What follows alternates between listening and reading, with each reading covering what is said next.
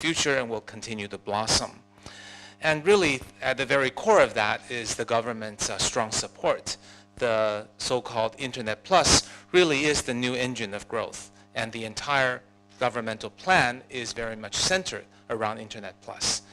I didn't used to know a lot of big bosses and company owners in China until recently, because many of them have really lived in separate worlds to people like myself. But many have sought me out and wanted to talk, and the essence of what they want to learn about is that they're in some core traditional industry. It may be in making wines or mineral mining industry or real estate, but they're very, very eager to get into the Internet Plus.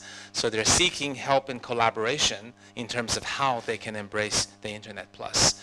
So without any doubt, there is strong recognition that the Internet is the future for all industries. And it's not just a separate industry. Some of you may remember in the United States, once upon a time, technology companies like Microsoft and others were forming Internet divisions, right? And then pretty soon, they disbanded the Internet division and said, wait a minute, Internet is everywhere. We can't have an Internet division. And really, it's the same with the entire economy.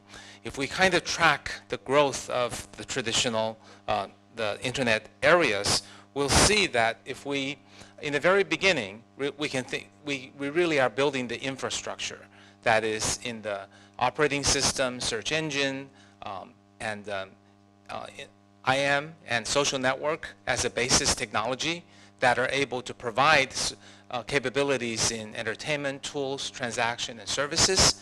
This is sort of the first 10 years of the Internet. Then some unique applications were developed over the past maybe 5 or 10 years in all kinds of specific areas. But I think we're now seeing Internet really reaching everywhere. It's changing the future of content, the future of TV, the future of business to business, the future of housing, automotive, even going into rural Internet and blue-collar Internet.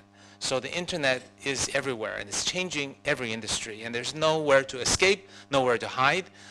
If you don't change with it, if you don't embrace it, it will change you, and some other company with no baggage will rise up and eat your lunch. So that is a very strong message heard across China, and that's why all those traditional companies are thinking about how do they evolve and embrace Internet Plus.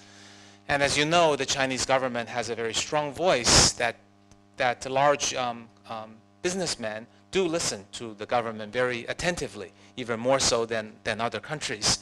And when Premier Li is making such a strong message, all these businessmen are listening and following. Now, personally, I think most of the traditional companies will have a very hard time embracing Internet Plus. And that's all the more opportunities for startups. Just as we see, you know, the top companies like in the US, whether it's Google or Amazon or Netflix, they really didn't evolve from traditional technologies or companies, but they came out of the Internet space. And that's a very, very important element. And it's our bet that it's the entrepreneurial, smarter companies that, with no baggage, that will end up tackling the traditional industries and taking a big chunk. A lot of the recent examples, Airbnb, Uber, are further examples. So I'll give both Western and Chinese examples, and I think there are strong parallels.